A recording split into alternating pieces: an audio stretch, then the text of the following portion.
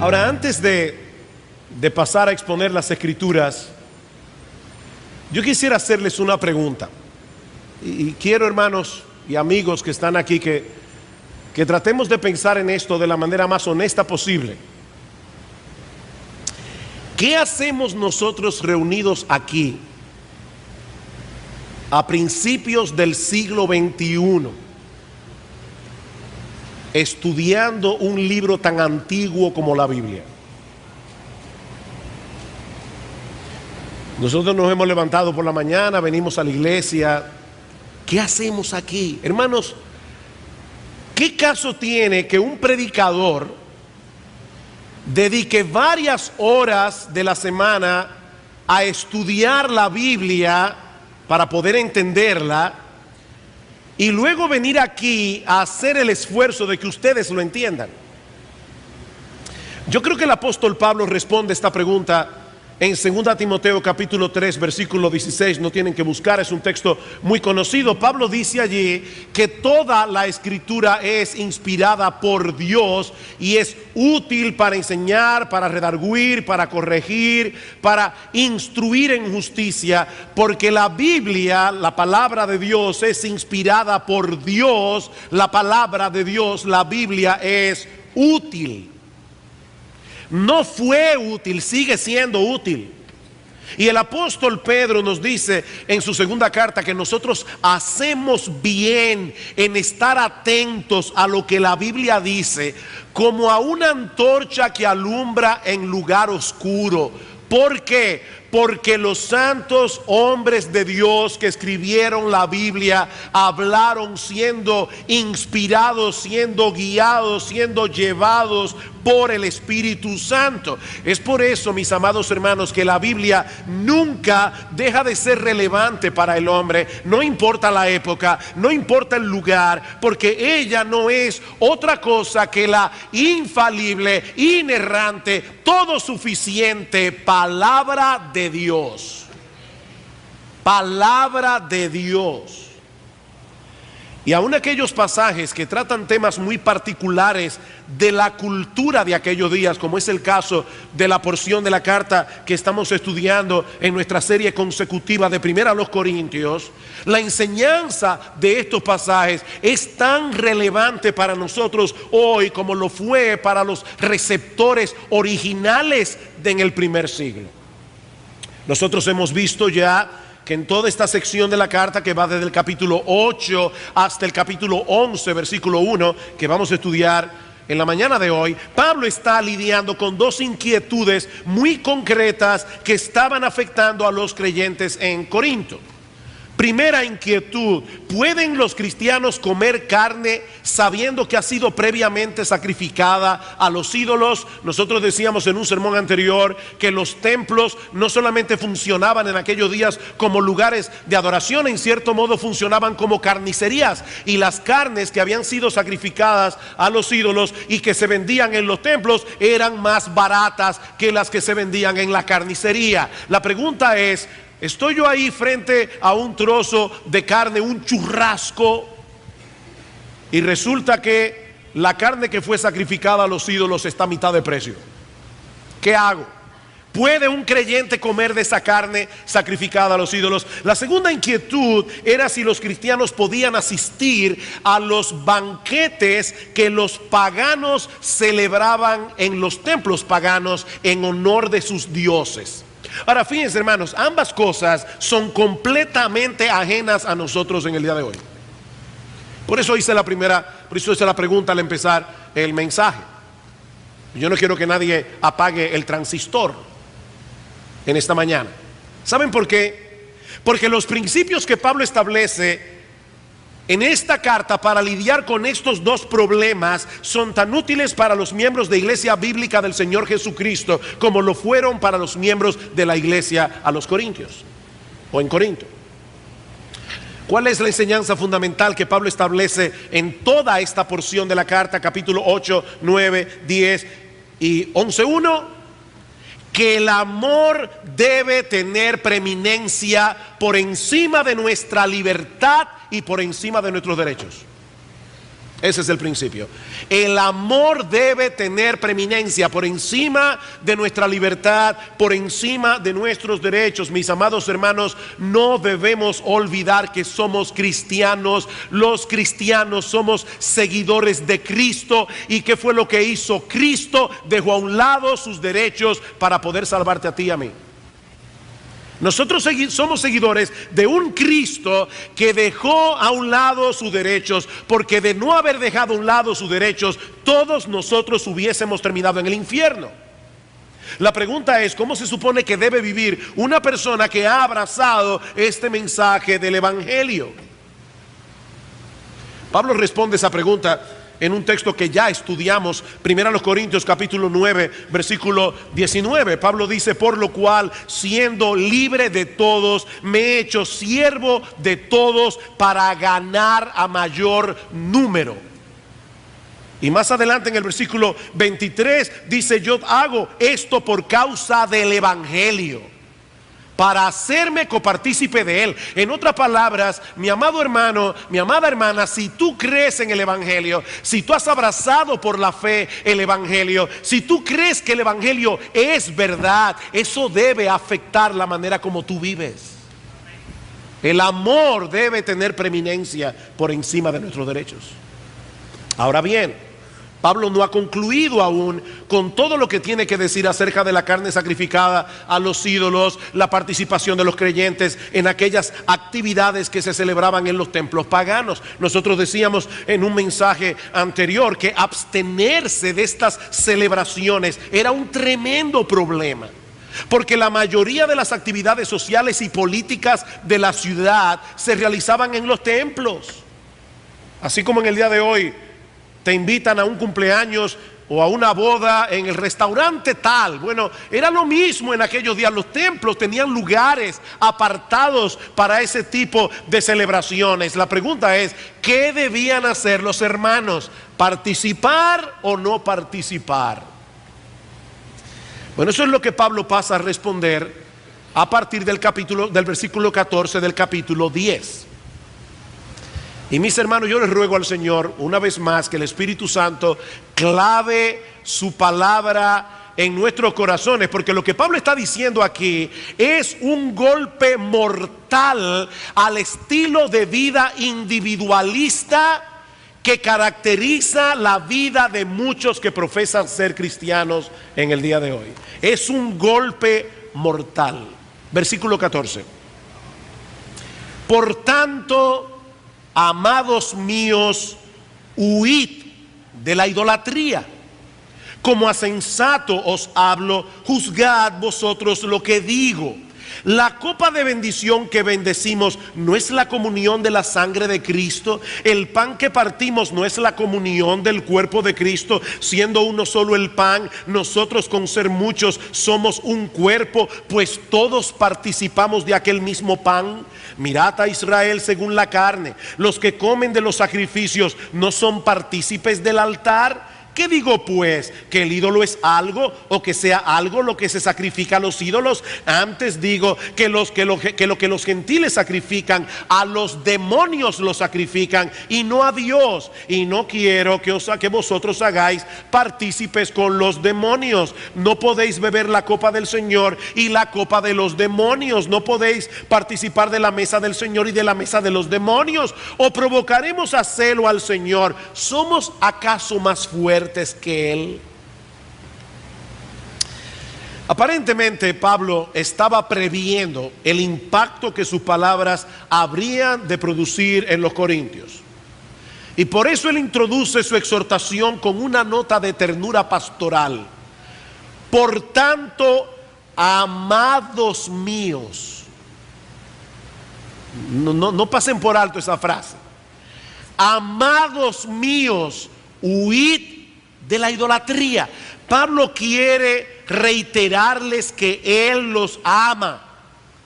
Tal vez porque él tiene la sospecha de que sus palabras van a resultar muy chocantes para algunos miembros de la congregación, como yo espero, mi amado hermano, que mis palabras te choquen hoy. Yo quiero que tú salgas chocado de esta iglesia. Yo quiero que tú salgas hoy en shock de aquí, como seguramente lo fueron los corintios en aquellos días.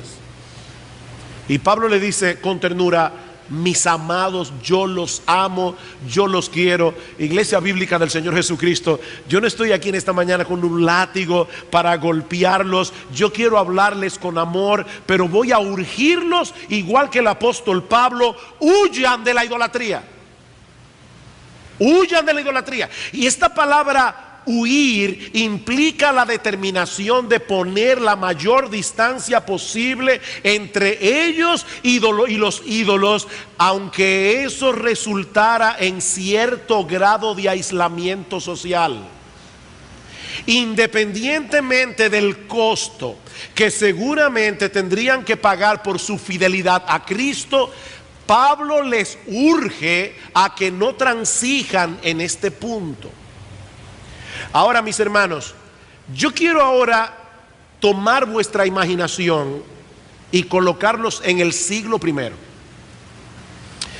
Pónganse por un momento en el lugar de estos corintios, porque vuelvo y repito, la problemática con la que ellos estaban lidiando era sumamente seria. Imagínate esta escena. Tú tienes en tu empresa, aquí hay varios empresarios, y aún los que no son empresarios pueden imaginárselo. Tú tienes en tu empresa un cliente premium. Es un cliente importante, un cliente que gasta grandes sumas de dinero en tu empresa. Y él te invita a su cumpleaños o a su aniversario de bodas, y él te aclara que es un grupito de gente que él invitó y tú estás incluido ahí. El único problemita es que el evento va a llevarse a cabo en el templo de Esculapio o en el templo de Afrodita. Y para colmo de males, la celebración incluye un sacrificio en honor de uno de estos dioses. La pregunta es: ¿cómo tú le explicas a ese cliente que tú no puedes ir a su cumpleaños, que tú no puedes ir a su aniversario de bodas, porque tú consideras abominable lo que él considera digno de su adoración? ¿Cómo tú le explicas eso? No, yo no puedo ir. Mis hermanos, ese tipo de decisiones iba a tener un alto costo para los miembros de la iglesia en Corinto, a nivel social y probablemente a nivel económico, y aún así Pablo los está moviendo a pagar el precio. Paguen el precio. Miren, mis amados hermanos, la salvación es gratis. Amigos que estás aquí en esta mañana, tú no tienes que hacer absolutamente nada para salvarte que no sea confiar en la obra redentora de Cristo en la cruz del Calvario. La salvación es completamente gratuita. Seguir a Cristo tiene un costo. La salvación es gratis. Seguir a Cristo tiene un costo que todo verdadero cristiano tiene que estar dispuesto a pagar. Nosotros te estamos llamando a la salvación, pero no queremos engañarte. Cristo dijo claramente que todo aquel que no está dispuesto a renunciar a todo lo que posee no puede ser su discípulo. Lucas capítulo 14 versículo 33. Así de simple. El que no renuncia a todo lo que posee no puede ser mi discípulo. No, yo sé que ese no es el mensaje que se escucha en muchos púlpitos en el día de hoy, porque en su afán por atraer a las personas, muchos predicadores están presentando un tipo de cristianismo sin dificultad.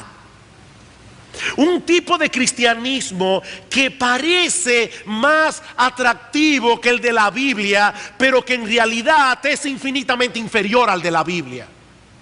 Inferior. Miren, mis amados hermanos, y vuelvo y repito, amigos que están aquí en esta mañana sin Cristo, tener comunión con el Señor es algo tan glorioso, es algo tan extraordinario que no importa el precio que tengamos que pagar para poder seguirlo a Él. Esa es la enseñanza de la parábola del tesoro escondido en Mateo capítulo 13, versículo 44. Dice que un hombre encuentra un tesoro escondido en un campo y aprecia de tal manera ese tesoro que cuando pregunta el precio y le dicen, bueno, mi amigo, comprar ese campo te va a costar todo lo que tiene, dice el Señor Jesucristo que Él va gozoso y vende todo lo que tiene para comprar el campo. Él va gozoso y vende todo lo que tiene. Pero tener comunión con el Señor tiene sus implicaciones. Y eso es precisamente lo que Pablo quiere hacerles ver a estos corintios, y lo hace usando como ejemplo nuestra participación en la Santa Cena. Versículo 15. Como a sensato os hablo. Pablo tiene la esperanza de que ellos tienen al Espíritu de Dios, y que a pesar de todos los problemas que había en Corintio, él espera que estos creyentes entiendan su argumentación. Pablo dice, como a sensato os hablo, juzgad vosotros lo que digo. La copa de bendición que bendecimos no es la comunión de la sangre de Cristo. El pan que partimos no es la comunión del cuerpo de Cristo. Mis hermanos, ¿qué es lo que ocurre cuando nosotros celebramos como iglesia la cena del Señor? Bueno, yo no quiero aquí atacar gratuitamente a la Iglesia Católica Romana, pero definitivamente la Iglesia Católica Romana tiene un tremendo error, y es uno de sus errores fundamentales como iglesia en este punto. Según la Iglesia Católica Romana, en la Santa Cena, en la celebración de la cena, en el momento en que el sacerdote consagra el pan, ocurre un milagro que se llama el milagro de la transubstanciación. Una palabra muy grande para decir simplemente que en el momento de la consagración, ese pan consagrado deja de ser pan para tener un cambio de sustancia, un cambio de esencia. Deja de ser pan para convertirse literalmente en la carne de Jesucristo. Y el vino consagrado deja de ser vino para convertirse literalmente en la sangre del Señor. Ahora, yo le decía a mis estudiantes de Logos, providencialmente me tocó hablar de la transubstanciación este jueves pasado, y yo le decía que la Iglesia Católica Romana no solamente enseña que hay un milagro allí por el cambio de sustancia, sino también porque aunque el pan se convierte en carne y el vino se convierte en sangre, hay otro milagro en la misa, y es que el pan sigue sabiendo a pan y el vino sigue sabiendo a vino. O sea que es un milagro doble, porque cambia la sustancia, pero no cambia ni el sabor, ni la textura. Parece pan y parece vino, pero es carne y es sangre.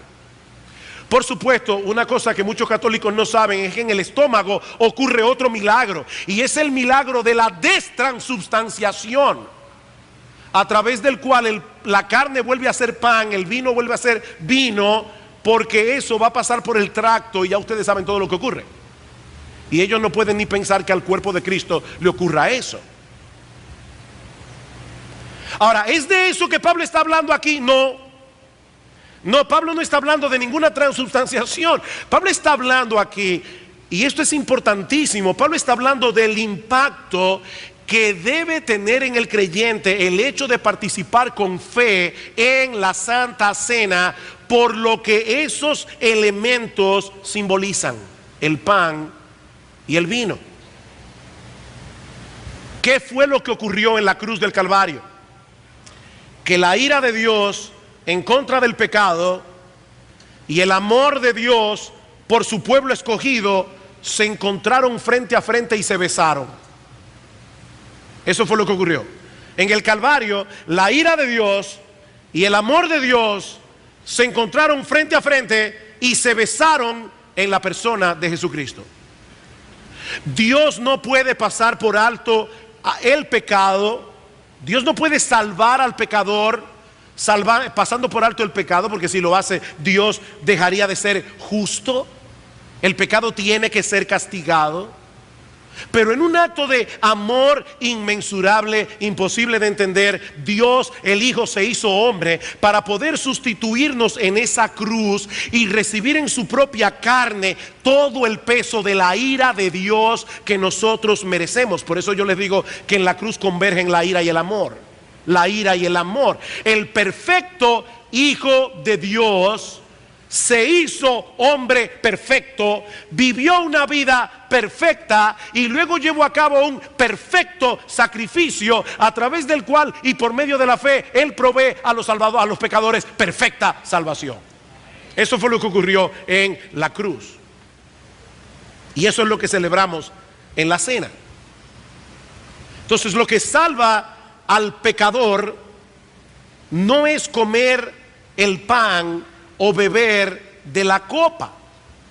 Lo que pasa, lo que salva al pecador es apropiarse por la fe del sacrificio que esos elementos simbolizan. Y al hacerlos por fe, nosotros estamos teniendo verdadera comunión con ese Jesús que nos amó con un amor tan costoso. Voy a poner un ejemplo aquí. No quiero avergonzar a mi esposa, ella no sabe que yo voy a hablar de esto, pero es que se me ocurrió esta mañana. Cuando yo vivía en Guatemala hace muchos años atrás, Gloria y yo no éramos novios todavía, pero vamos a decir que ya mi corazón estaba atrapado. Y yo esperaba con ansias la carta que ella me mandaba cada 15 o 20 días. Yo soy muy emotivo en algunas cosas. Y esa es una de ellas. Tan emotivo que de verdad a veces cuando llegaban las cartas de Gloria yo me emocionaba tanto que hasta náusea me daba. Pues resulta que un día, y es importante, yo no estoy haciendo esta historia gratuitamente, es que yo quiero que ustedes entiendan lo que pasa en la cena del Señor. En una ocasión Gloria me mandó dos cosas en la carta. Aparte de la carta, una foto, por cierto, Polaroid, estamos hablando del año 79. Una foto Polaroid y un cassette grabado donde ella me hablaba en vez de escribir en la carta. ¿Qué pasa en mí cuando yo veo la foto, escucho la voz? Yo estoy en ese momento teniendo un tipo de comunión con esta persona que está lejos por los elementos que tengo delante de mí. Lo que pasa en la Santa Cena es todavía infinitamente superior, porque ese pan es más que una foto. Ese pan es un simbolismo de un cuerpo que fue partido. Cuando mis dientes trituran el pan, yo recuerdo que mis pecados trituraron a Jesús en la cruz del Calvario, y ese vino me recuerda esa sangre que fue derramada para purificarme de todo pecado. Con la diferencia, mis amados hermanos, de que en el año 79 Gloria estaba aquí, yo estaba en Guatemala, pero cuando nosotros celebramos la cena del Señor, Jesús está aquí, presente aquí. En ese momento no tiene que ocurrir un milagro de transubstanciación. En la Santa Cena nosotros tenemos una comunión especial con el Señor Jesús que no podemos tener en ningún otro momento. Es algo muy especial. Y eso a su vez fortalece la unidad de la iglesia. Versículo 17: siendo uno solo el pan, nosotros con ser muchos somos un cuerpo, pues todos participamos de aquel mismo pan. En la Santa Cena todos recordamos que individualmente cada uno de nosotros comió del mismo pan y eso nos hizo uno. Y saben que yo estoy convencido que la vida práctica de muchos creyentes sería profundamente transformada si entendieran la implicación de esta enseñanza de Pablo acerca de la iglesia local. La idea que muchos tienen de la iglesia en el día de hoy es terriblemente consumista y es terriblemente individualista. Terriblemente consumista. Por eso es que las personas hoy no quieren comprometerse con una iglesia local. Ellos van a la iglesia a escuchar sermones, a consumir sermones y a pasar un buen rato cantando. Por eso van a una iglesia por la mañana, se van a otra por la tarde. Son consumistas. Ellos usan la iglesia como si fuera un supermercado. Ellos no están entendiendo la implicación de que Cristo, el Espíritu Santo, lo llame a salvación y lo introduzca vital y orgánicamente en un cuerpo. Ser miembro de una iglesia local es algo sumamente serio. Es ser parte orgánica de un cuerpo. No venimos aquí simplemente a escuchar sermones. Hermanos, tenemos que quitarnos de la cabeza esa terrible idea consumista e individualista de la iglesia. Fantástico que tengamos Gracia TV. Si tú estás enfermo, es genial que puedas escuchar el culto por Gracia TV. Pero hay algo que ocurre aquí que no pasa por Gracia TV, mis amados hermanos. Que solamente pasa con la iglesia congregada. En el pasaje que vamos a ver esta noche, cuando estudiemos 1 Corintios capítulo 11, Pablo dice en el versículo 18: pues en primer lugar, cuando os reunís como iglesia. Cuando os reunís como iglesia. Yo puedo ser miembro de un equipo de básquetbol, y cuando yo estoy lunes, martes, miércoles en el supermercado, en mi casa, donde sea, yo soy miembro de ese equipo de basquetbol, pero yo soy equipo cuando estoy con mis otros jugadores en la cancha jugando. Entonces, claro que nosotros seguimos siendo parte de la iglesia lunes, martes, miércoles, jueves, pero hermanos, es aquí, ahora y esta tarde, todos aquí reunidos, que nosotros somos iglesia. Cuando os reunís como iglesia y Cristo viene a estar en cada iglesia local, Jesucristo por su Espíritu está guiando cada iglesia local de una manera particular. Entonces, ¿dónde debo estar yo? En mi iglesia. Cuando el Espíritu Santo viene y Cristo se hace presente por su Espíritu. Nosotros somos un cuerpo, porque todos participamos de ese mismo pan.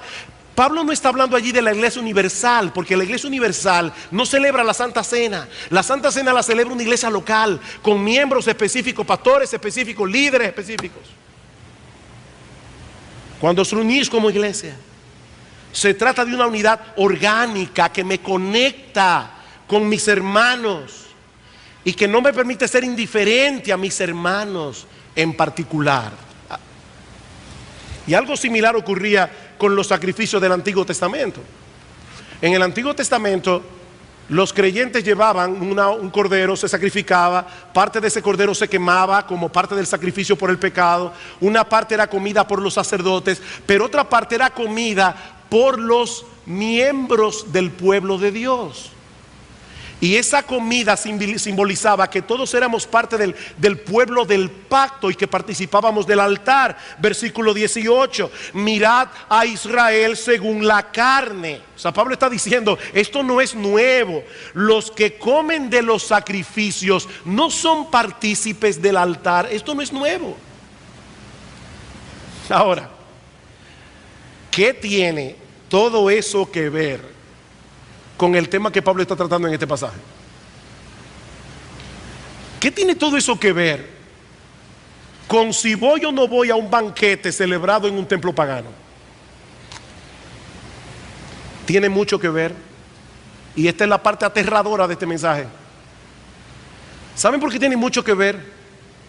Porque así como en la cena del Señor nosotros tenemos comunión con Cristo y con su pueblo, así también la participación de este tipo de celebración en los templos paganos implica cierta clase de comunión con un mundo espiritual que es completamente antagónico a nuestro Señor y Salvador Jesucristo. Versículo 19: ¿qué digo pues?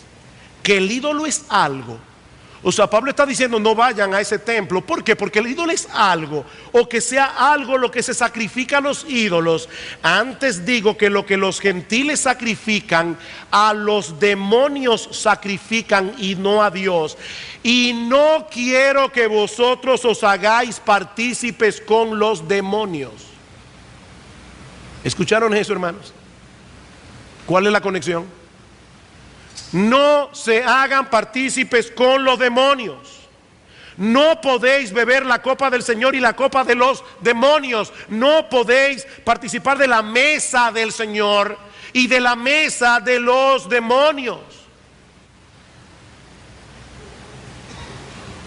Miren, mis hermanos, detrás de los ídolos que la gente adora hay agentes demoníacos enredando cada vez más a las personas en su idolatría para que no adoren al único Dios vivo y verdadero.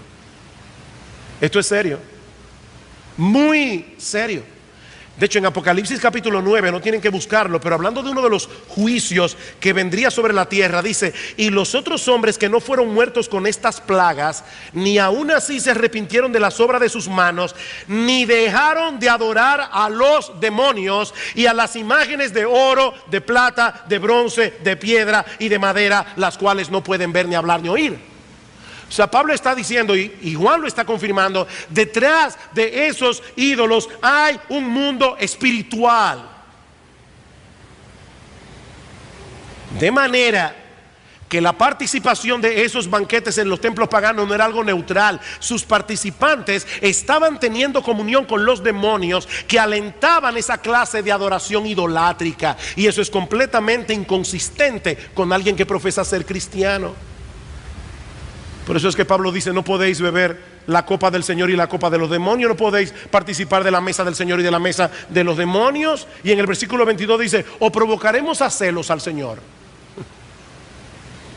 Somos más fuertes que Él.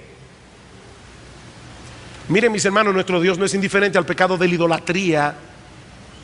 Los que están al día de hoy en sus planes de lectura, aquellos que están leyendo la Biblia en 2 años, están al día. Ayer leyeron Éxodo 34, ¿verdad? Y una de las cosas que se dice en Éxodo capítulo 34, en el versículo 14, Dios le dice a Moisés: porque no te has de inclinar a ningún otro Dios, pues Jehová, cuyo nombre es celoso, Dios celoso es. Wow. O sea, Dios está diciendo: ¿saben cuál es mi nombre? Yo me llamo celoso. Es por eso que tanto el primer mandamiento como el 10º mandamiento, como en un sándwich, los dos tratan de la idolatría. No tendrás dioses ajenos delante de mí, no codiciarás. Los dos mandamientos, primero y 10º, tienen que ver con la idolatría. Nuestro Dios es un Dios celoso. Ahora, ¿saben por qué Dios es celoso? ¿Saben por qué Dios es celoso?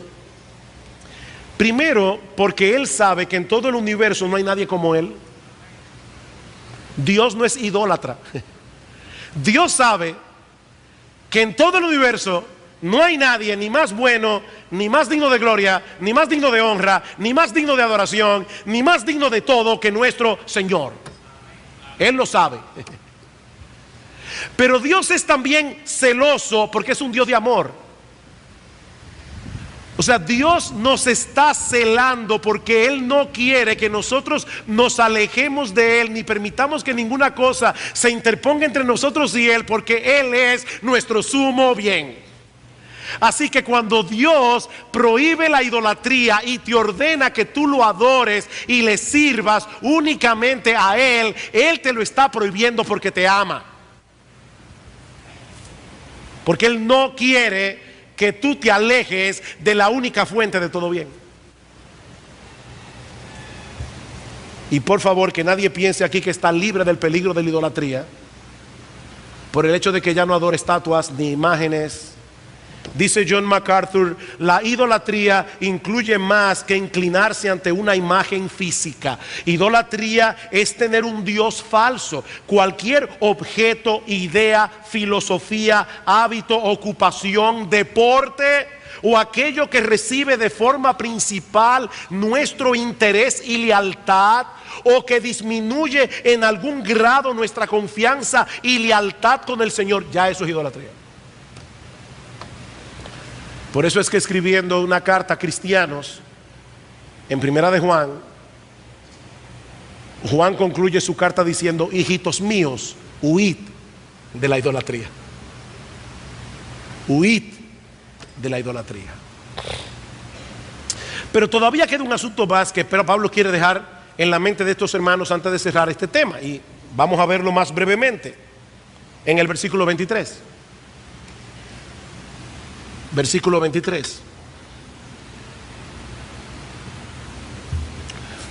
Pablo dice: todo me es lícito, pero no todo conviene. Todo me es lícito, pero no todo edifica. Ninguno busque su propio bien, sino el del otro. De todo lo que se vende en la carnicería, comed sin preguntar nada por motivo de conciencia. Aquí volvió otra vez al tema de la carne sacrificada a los ídolos, porque del Señor es la tierra y su plenitud. Si algún incrédulo os invita y queréis ir, de todo lo que se os ponga delante, comed sin preguntar nada por motivo de conciencia. Mas si alguien os dijere: esto fue sacrificado a los ídolos, no lo comáis, por causa de aquel que lo declaró y por motivo de conciencia, porque del Señor es la tierra y su plenitud. La conciencia, digo, no la tuya, sino la del otro. Pues ¿por qué se de juzgar mi libertad por la conciencia de otro? Y si yo con agradecimiento participo, ¿por qué he de ser censurado por aquello de que doy gracias? La idolatría es claramente un pecado condenado y prohibido en la Biblia, pero hay un montón de otras cosas que la Biblia no prohíbe explícitamente, y de las cuales puede ser que bajo ciertas circunstancias nosotros tengamos que abstenernos como quiera. O sea, oigan lo que estoy diciendo. De la idolatría ni pensar, la respuesta es no, no participen.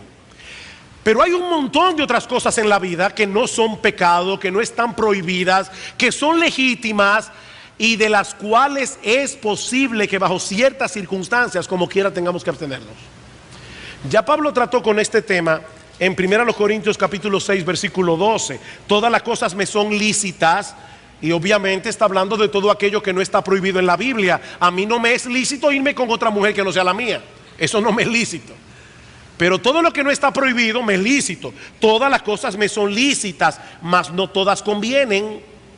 Todas las cosas me son lícitas, mas yo no me dejaré dominar de ninguna. Una cosa legítima puede ser un problema para algún creyente en particular.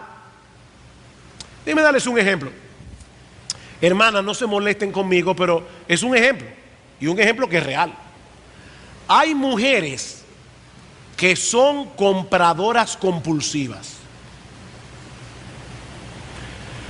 Le dicen adictas a las compras. A mí no me gusta ese término porque la palabra adicción suena a enfermedad, y enfermedad implica yo no soy responsable. Entonces por eso no voy a decir que son adictas a las compras. Vamos a decir que son compradoras compulsivas. ¿Qué significa eso? Que a estas mujeres no les resulta fácil ver algo llamativo en una tienda y dejar de comprarlo, aunque no lo necesite, aunque eso no esté en el presupuesto. Es que no lo pueden dejar de comprar. Son compradoras compulsivas. Alguien decía que los hombres van a comprar, las mujeres van de compra. O sea, los hombres llegan a un sitio a comprar algo, las mujeres van de compra. Y no está mal. Yo sé que las mujeres tienen en mente lo que falta en la casa. Nosotros no, nosotros los hombres somos más concretos. Por lo menos yo soy, en casa tengo fama de ser el comprador más rápido del oeste. O sea, yo voy, ya, y salgo de la tienda. Pero las mujeres no son así. Ahora bien, el punto es el siguiente. Si tú tienes ese problema, los centros comerciales no deben ser usados graciosamente por ti. Ir a un centro comercial no es el problema per se, pero tal vez tú vas a tener que ir a un centro comercial únicamente cuando tienes una necesidad, y de ser posible, ve con alguien que te esté monitoreando.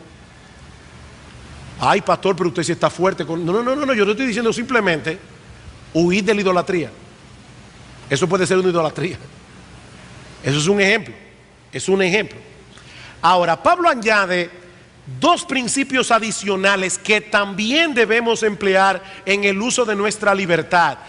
Y yo creo, hermanos, que estos dos principios son un ejemplo de cuán radical es el cristianismo.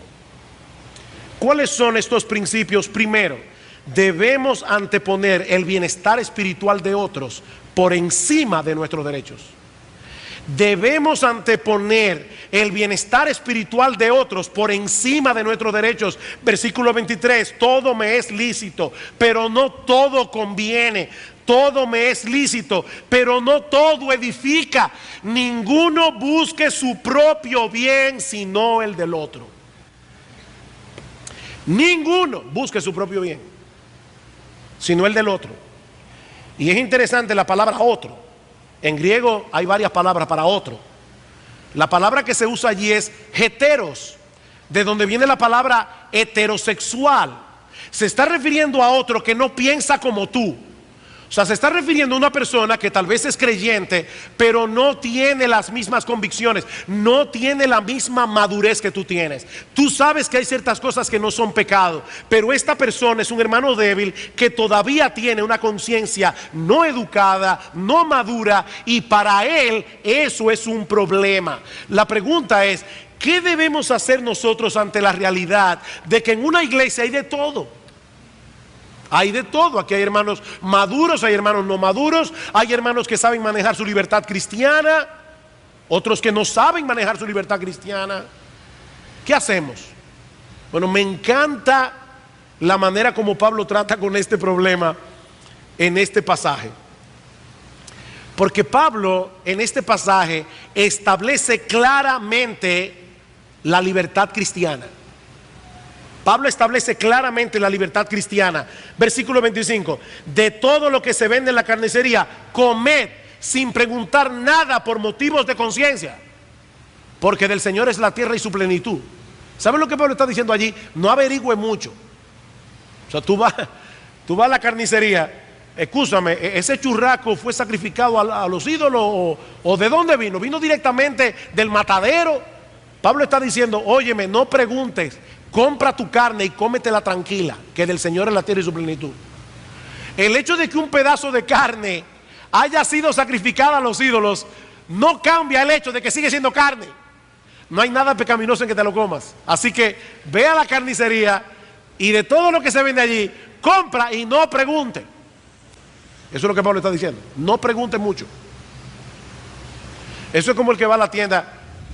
Por favor, ¿me puede llamar al gerente? Mire, usted pagó impuestos por esta mercancía. Oye, ve a la tienda. Compra lo que tengas que comprar y no pregunte mucho. De verdad, no pregunte mucho. Entonces, para aplicarlo, ¿verdad? A un ejemplo aquí, porque mire, si usted va a una tienda y se pone a averiguar con el gerente qué pagó impuestos y qué no, usted va a tener problemas. Entonces, vaya y compre sin preguntar mucho. Sigue diciendo Pablo. Si algún incrédulo os invita y queréis ir, y aquí Pablo está estableciendo claramente una enorme diferencia entre ir a un banquete en un templo pagano e ir a una cena de un inconverso que te invita a su casa. Hay dos diferencias, porque hay cristianos que en su afán por cuidarse del mundo se aíslan de todo el mundo. Y si usted se aísla de todo el mundo, usted no va a poder ser sal y luz. Yo no sé si usted se ha dado cuenta haga este experimento químico cuando usted llega a su casa. Es un experimento muy fácil. Usted toma un pedazo de aguacate y toma el salero y lo pone al lado del aguacate. Pero si usted no le echa sal al aguacate, no lo va a salar. Para salar hay que tener contacto. Entonces, no tenga tanto cuidado del mundo, que se aísle del mundo y deje de beneficiar al mundo. Entonces Pablo también está estableciendo libertad aquí. Él está diciendo, si algún incrédulo os invita y queréis ir, de todo lo que se os ponga delante, comed otra vez, sin preguntar nada por motivo de conciencia. Otra vez, mi hermano, no pregunte mucho. Usted le sirve su carne, cómase su carne tranquilo, disfrútela, que del Señor es la tierra y su plenitud. Ahora, ¿y qué pasaría si este incrédulo también ha invitado a un creyente débil que todavía tiene escrúpulos con respecto al asunto de la carne sacrificada a los ídolos, y este creyente de conciencia débil sí se puso a preguntar? Y le dijeron, si esa carne vino ahorita del templo de Esculapio, baratísima. y él te dice, mira fulano, esa carne fue sacrificada a los ídolos. Oye, y tú estabas salivando ya, y tu trozo de carne ahí delante, y esta persona te da esta noticia. ¿Qué tú debes hacer? Ahí es donde entra el cuidado al hermano débil. Pablo dice, mas si alguien os dijere, evidentemente no es el anfitrión, muy probablemente es un creyente de conciencia débil, esto fue sacrificado a los ídolos, no lo comáis. Pero Pablo aclara, por causa de aquel que lo declaró y por motivo de conciencia, porque del Señor es la tierra y su plenitud. La conciencia, digo, no la tuya, sino la del otro. O sea, cuídate para no hacer tropezar al hermano débil. Ahora, aquí yo tengo que hacer una aclaración. ¿Qué significa no hacer tropezar al hermano débil? Hace unos meses atrás yo predicaba una serie sobre la libertad cristiana, y una de las cosas que decía a la iglesia, yo espero que ustedes lo recuerden, es cuidado con implantar en la iglesia la tiranía del hermano débil. ¿Qué es la tiranía del hermano débil? Bueno, si yo tengo escrúpulo con respecto a algo, entonces tú no puedes hacerlo porque yo tengo problemas. O sea que yo tengo ahora que gobernar mi conciencia por la conciencia tuya. Eso es una tiranía. Esa es la tiranía del hermano débil. No, la Biblia no enseña que porque un hermano tenga escrúpulo con algo de lo que yo tengo luz por la Biblia y conciencia de que tengo libertad, yo tenga que abstenerme en todo tiempo y en todo lugar de hacer eso, porque eso es una tiranía. Miren, hermanos, si nosotros no vamos a dejar de hacer todo lo que a alguien se le puede ocurrir que es un problema, no vamos a hacer nada. Y entonces vamos a tener que tirar por la ventana la libertad con la que Cristo nos hizo libres y que costó su sangre derramada en la cruz. Entonces, ¿qué es lo que Pablo está diciendo aquí? Lo que Pablo está diciendo con hacer tropezar al hermano débil es que si un hermano débil te ve a ti participando de algo que para él es un problema, no lo muevas a él a participar de lo mismo, porque para él va a ser pecaminoso aunque para ti no lo sea. O sea, no es que tú en todo tiempo y en todo lugar tienes que abstenerte de todo lo que a un hermano débil se le ocurra que tú tienes que abstenerte. Es que no vivas de tal manera que muevas a un cristiano débil a violar su propia conciencia.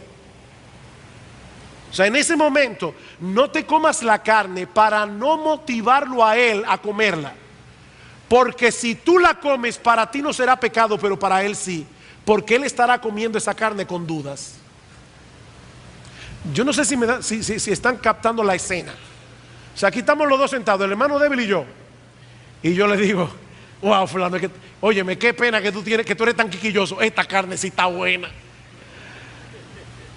Y tú estás motivando a este hermano, que probablemente también está salivando por la carne, a comer la carne cuando él todavía no tiene libertad. Entonces, mire, hermano, por amor a él, abstente. Pero Pablo dice, sin embargo, tu conciencia sigue siendo libre. Pablo dice en el versículo 9, la conciencia, digo, no la tuya, sino la del otro, porque ¿por qué se ha de juzgar mi libertad por la conciencia de otro? Y si yo con agradecimiento participo, ¿por qué he de ser censurado por aquello de que doy gracias? En otras palabras, esa carne que tú no te comiste en ese momento, en ese contexto, tú eres libre de comértela en cualquier otro contexto, porque tú tienes libertad comprada por Cristo para comértela. Bien, eso nos lleva al segundo principio, y voy a ser más breve aquí. El segundo principio es no solamente que debemos anteponer el bienestar espiritual del hermano por encima de mis derechos, sino que debemos procurar en todo lo que hacemos que nuestro Dios sea glorificado. Pablo dice en el versículo 31, si pues coméis o bebéis o hacéis otra cosa, hacedlo todo para la gloria de Dios. Y hermanos, ese es el corazón de este pasaje. Ese es el corazón de lo que Pablo ha venido diciendo acerca del buen uso de la libertad cristiana. Nosotros fuimos comprados por Cristo para vivir para la gloria de Dios. ¿Y eso qué significa en términos concretos? Porque mucha gente dice, para la gloria de Dios. ¿Qué significa eso, hermanos? Nosotros no podemos hacer más a Dios más glorioso de lo que Él es, pero sí podemos vivir de tal manera que guiemos a las personas a reconocer cuán grande y majestuoso es Dios. Yo anoche leí, el Señor es bueno conmigo y a veces me lleva de repente sin ton ni son a leer algo que tiene que ver con lo que voy a predicar el domingo. Y anoche me pasó eso. Tarde en la noche, antes de acostarme, me puse a revisar unos sermones y de repente me encontré con esta ilustración. Digo, oh, qué bueno está esto. Voy a poner un ejemplo, algunos ejemplos prácticos. ¿Cómo tú glorificas una pintura hermosa o una pieza musical? Mírate, una pintura que llama tu atención. ¿Cómo tú glorificas una pintura? Bueno, obviamente tú no la glorificas tratando de mejorarla. Tú glorificas la pintura simplemente disfrutándola y compartiéndola con otros. ¿Verdad que sí? Tú te quedas extasiado mirando esa pintura y dices, wow, pero qué pintura más hermosa. Por favor, fulano, ven a ver esto. Eso es una obra de arte. Tú estás glorificando la pintura. O ¿cómo tú glorificas una buena comida? Te invitan a comer. ¿Cómo tú glorificas la comida que tu anfitrión te ha hecho? Tú no vas a la cocina a echarle otros ingredientes y mejorar la comida. No, tú glorificas la comida comiendo hasta saciarte y comiéndola con gusto. Y haciendo comentarios como, wow, qué bueno está esto. Fulano, fulana, te la luciste, qué bueno está. Tú estás glorificando la comida. ¿Cómo tú glorificas, por ejemplo, la fortaleza de un puente que está acabado de construir? Reforzándolo. No, buscando a tu familia, montándote en un carro y pasando por encima del puente con toda la tranquilidad del mundo, porque tú no tienes ansiedad, porque tú sabes que ese puente es confiable. ¿Cómo tú glorificas la generosidad de alguien que acaba de donarte $1 billón, tratando de pagárselo? No, dándole las gracias, diciéndole, fulano, yo no sé cómo agradecerte lo que tú has hecho por mí.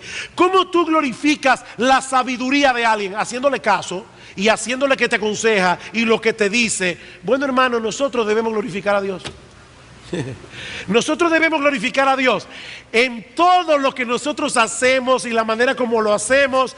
Debemos mostrarle al mundo que nuestro Dios es hermoso, que nuestro Dios es deleitoso, que nuestro Dios es satisfactorio, que nosotros no necesitamos nada más afuera de Él, que nosotros no estamos ansiosos porque Él nos cuida, porque Él es poderoso, porque Él es bueno, porque Él es sabio. Nosotros estamos mostrando en todo lo que hacemos cuán grande, cuán majestuoso, cuán digno de alabanza, cuán digno de gloria es nuestro Dios. Eso es glorificar a Dios. Eso es glorificar a Dios. Y cuando una persona vive glorificando a Dios, ¿saben cuál va a ser el resultado? Versículo 32, Él no va a poner tropiezo en su vida, ni a judíos, ni a gentiles, ni a la iglesia de Dios. Porque la principal preocupación de esta persona no es hacer lo que le dé la gana. La principal preocupación de esta persona es que Dios sea glorificado. Que Dios sea glorificado. Versículo 33, como también yo en todas las cosas agrado a todos, no procurando mi propio beneficio, sino el de muchos, para que sean salvos. Sed imitadores de mí, así como yo de Cristo. Hermanos, ¿cuál era el principio que gobernaba la vida de Cristo? La gloria de Dios y el bienestar de su pueblo escogido. Todo lo que Cristo hizo a lo largo de toda su vida y todo lo que Él dejó de hacer, lo hizo o lo dejó de hacer para que Dios sea glorificado y su pueblo sea bendecido. Y ahora Pablo dice, sed imitadores de mí en la misma medida en que yo he mostrado ser un imitador de Cristo en esas cosas. ¿Y saben qué sucederá? ¿Saben qué sucederá cuando tú vivas así? Obviamente que Dios será glorificado a través de ti, que las personas a tu alrededor serán beneficiadas. Pero ahora déjame darte una buena noticia. Mejor que la anterior, digo no mejor, pero una buena noticia adicional. También sucederá que nosotros cosecharemos como resultado una vida más plena y más feliz. Alguien pudiera pensar que Pablo está poniendo aquí una camisa de fuerza en ese pasaje, pero ¿saben qué? Es todo lo contrario. Vivir para la gloria de Dios Y el beneficio espiritual de otros es disfrutar de verdadera libertad y es disfrutar de verdadero gozo. ¿Tú sabes por qué la mayoría de la gente vive vida desgraciada? Porque son unos egocéntricos, porque son unos egoístas, porque adorar el yo es la mayor desgracia que le puede pasar a un ser humano. Entonces Pablo te está llamando a vivir una vida dichosa, a vivir una vida plena, a vivir una vida feliz, viviendo para la gloria de Dios. Viviendo para la gloria de Dios. Y si tú estás aquí sin Cristo, mi amigo, ese es nuestro llamado en esta mañana. Nosotros te estamos llamando a que salgas de tu prisión. Nosotros te estamos llamando a que seas libre. Cristo dice: conoceréis la verdad y la verdad os hará libres, porque todo aquel a quien el Hijo libertare será verdaderamente libre. Nosotros te estamos llamando, amigo mío, a abrazar la libertad con la que Cristo puede hacerte libre en esta mañana por medio de la fe. Cristo vino al mundo a libertar a los cautivos. No sigas encerrado en la prisión de tu pecado, en la prisión de tu idolatría, cuando Jesús te ofrece libertad en esta mañana. Y quiere el Señor que hoy tú puedas cantar de corazón. Mi hermano de la música, si pueden venir aquí a acompañarme, que tú puedas cantar hoy de corazón la letra de ese himno que nosotros cantamos antes de la predicación de la palabra: vivo por Jesús. Que tú puedas salir de este lugar hoy diciendo: aleluya, aleluya, yo vivo por Jesús, aleluya, yo vivo por su cruz.